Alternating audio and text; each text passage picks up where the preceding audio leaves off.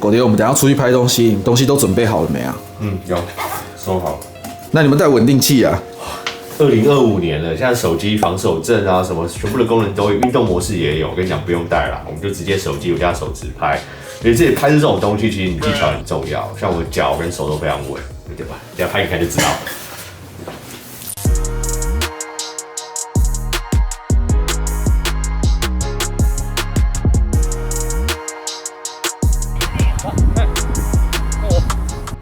2025年呢，不需要稳定器，手机就超稳。然后其实我运镜的方式，大家有没有看？刚我的腿其实就有很种弹性的方式让我去拍，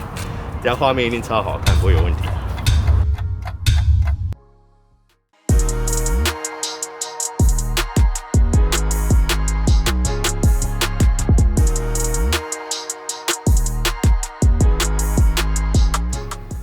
你不说手很稳，不用稳定器，这画面要怎么用？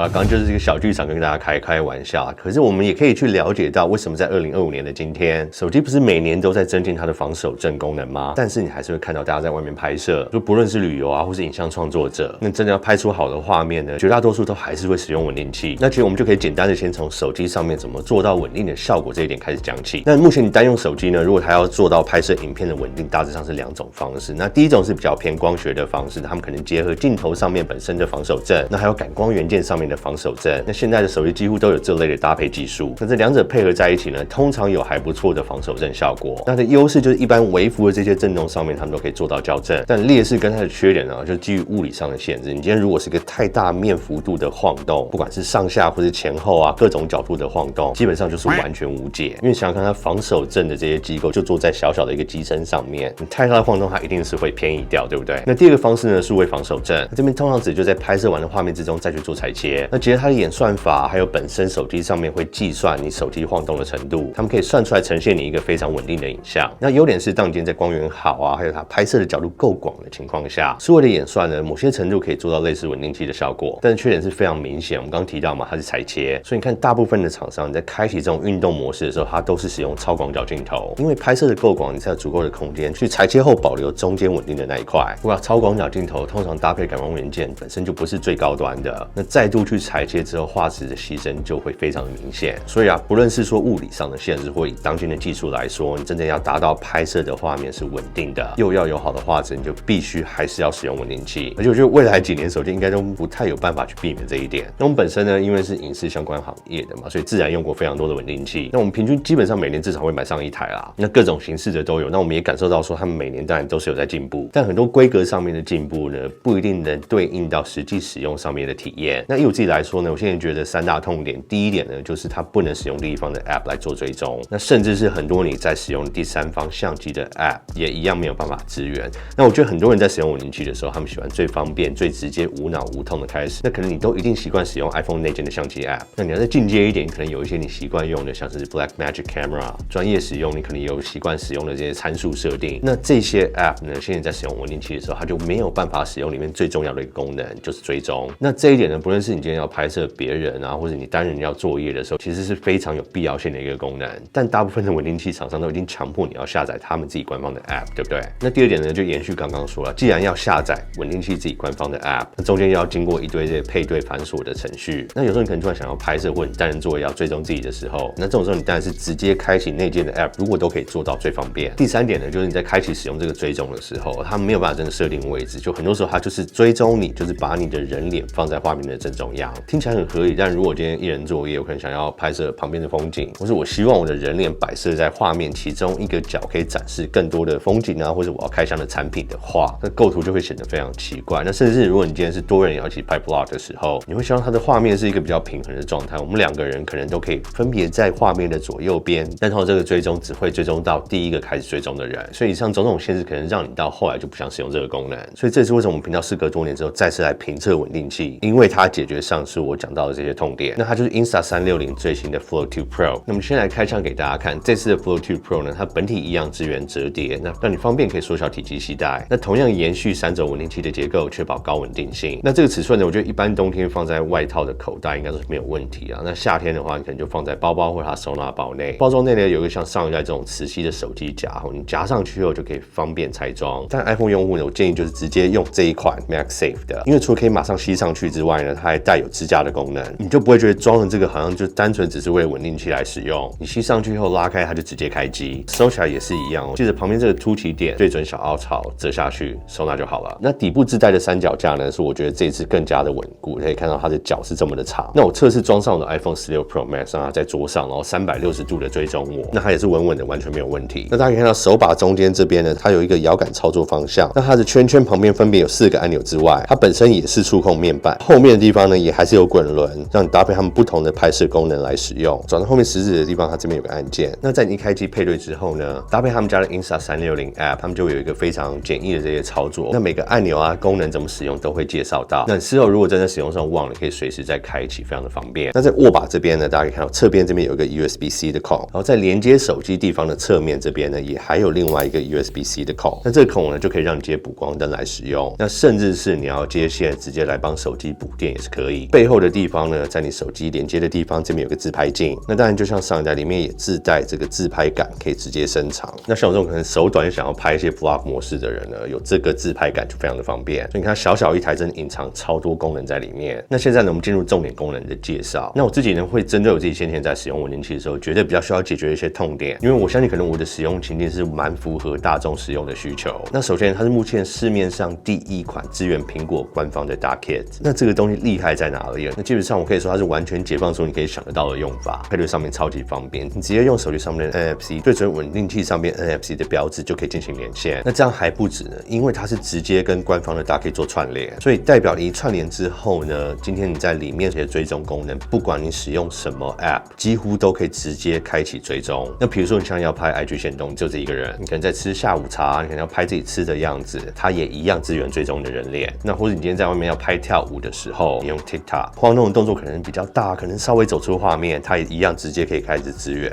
但不用担心，因为它支援官方的 Dock Kit， 它就直接可以在 TikTok 的 App 一样追踪你的人脸，跟着你动。那有一个大家现在很爱用的 App， 其实也包括我自己嘛，拍照的时候就用这个 Desk Cam， 那在里面也一样支援追踪的功能。那今天拍 YouTube 拍直播什么的话，基本上也全部都有支援，所以你不太需要再去想说，我今天这个 App 到底我在买这个稳定器的时候，他们是不是有一个官方的连线可以去支援它，或者说我是不是一定要再开这个稳定器官方的 App 再去做任何的串联，都不用。那至少我今天测到我自己所有会用到这些 App 啊，不管是拍照、拍影片、拍直播，全部都直接支援追踪。所以为什么说这点很重要，而且可能光这一点就是非常值得入手的原因。那下一点，如果你今天可能是艺人作业，那你可能想要用最好的后镜头来进行自拍拍摄，那虽然它可以支援追踪，但你可能想要预先知道它的取景啊，这个构图看起来怎么样，那你就可以直接用苹果手表开起来监控。这部分呢，你在 Insta360 的 App 本身呢，你也可以下载一个在你苹果手表上面，那甚至你直接用官方的这个监控相机 App 的软体也一样直接支援，因为现在内建相机 App 也支援追踪了嘛，所以你不用再去选择。那甚至是如果你今天想要大一点的画面，你有另一台手机想要在手机上面去监看你拍摄的画面，你也可以用 Insta360 的 App 里面直接开启这个 QR code， 让另一只手机去扫描，它就可以进行远端遥控，还有监看画面，这样是不是超级方便？那下一点我们就来讲到这次在追踪上面的进化，那就是深度追踪 4.0。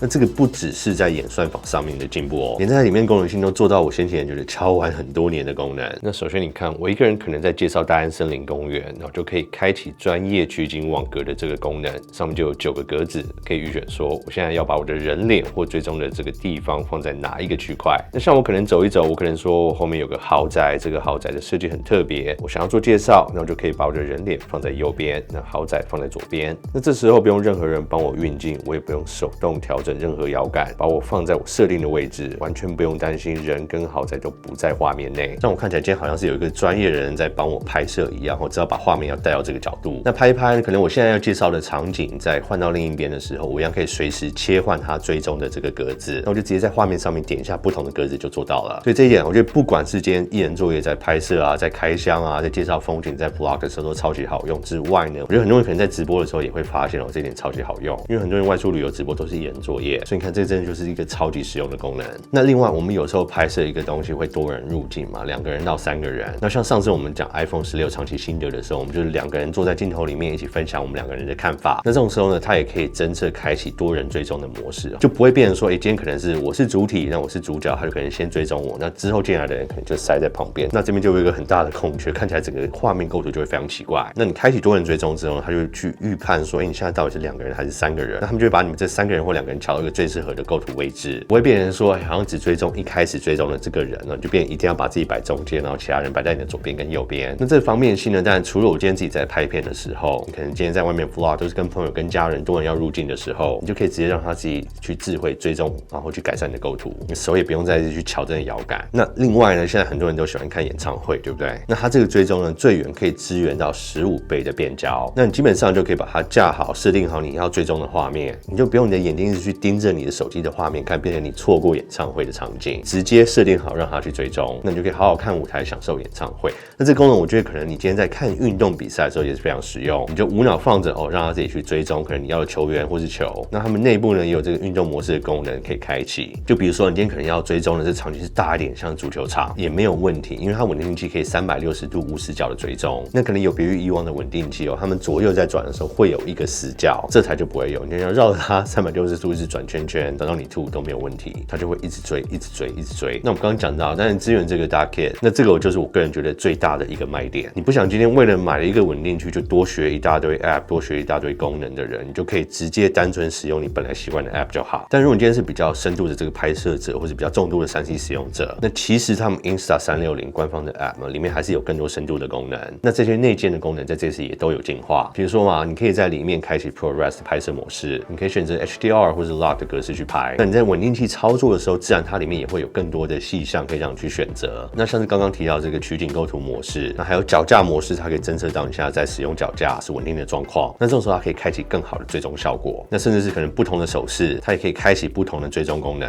可能比1开始拍摄，比5开始追踪单人，比7开始追踪多人。那还有另外是我觉得可能很多现在拍摄短影音或是直立式影音的人会非常喜欢的一个功能，就是它可以自带读稿机在里面。因为这读稿机它直接放在荧幕的画面里面，那同时也可以开启相机拍摄。你看着这个画面读稿机的时候，就会很自然，好像是你在看着镜头一样。那好处就是你读稿就不会被人家发现。那大家知道，我其实在评测产品的时候，很多时候我都是从我自己会本身使用到这些功能角度来切入。因为如果我真的会用到，我真的有在用，就代表我知道这些功能的它实用性在哪。那或者是你在使用它的时候，拍摄它的时候，可能会碰到什么问题。那其实这一台稳定器里面，它整体的功能真的是太多太多，很难一一介绍。而我这样也不会刻意去讲一些我不会用到的功能，那不代表它不实用，只是既然我没有真的在用它，我表达可能就不会那么到位。但我们希望这种我们实际使用上的这种评测的方式，可以让很多日常的用户感受到这些功能的实用性。那当然也能对比你现在对这些稳定器既定的这些看法还有想法，还有你手上可能已经有了，那这些功能差异在哪？或许我上述讲这些对我也超级重的这些改善的痛点，可能也正是你在寻找的升级。那其实前一代的 Insta360 稳定器后，我们当初也有使用它，那我们当时就拿它去澎湖拍特斯拉的活动，所以里面所有的手机的拍摄这些 B-roll 画面呢，也都是用前一代的 Insta360 稳定器拍摄。所以我们当时有扎扎实实使用它蛮长一段时间，所以这一次看到第2代它这些进步，那就针对很多我现在使用上的痛点去解决。所以我个人是觉得蛮高兴有这个机会可以介绍给大家。那我们一样会把相关的链接放在下方。那刚上市的时候是有一些优惠活动，像我们这边专属的是我自己推荐的这个直接用在手机上面的 MagSafe 的手机夹，那同时是 MagSafe 支架，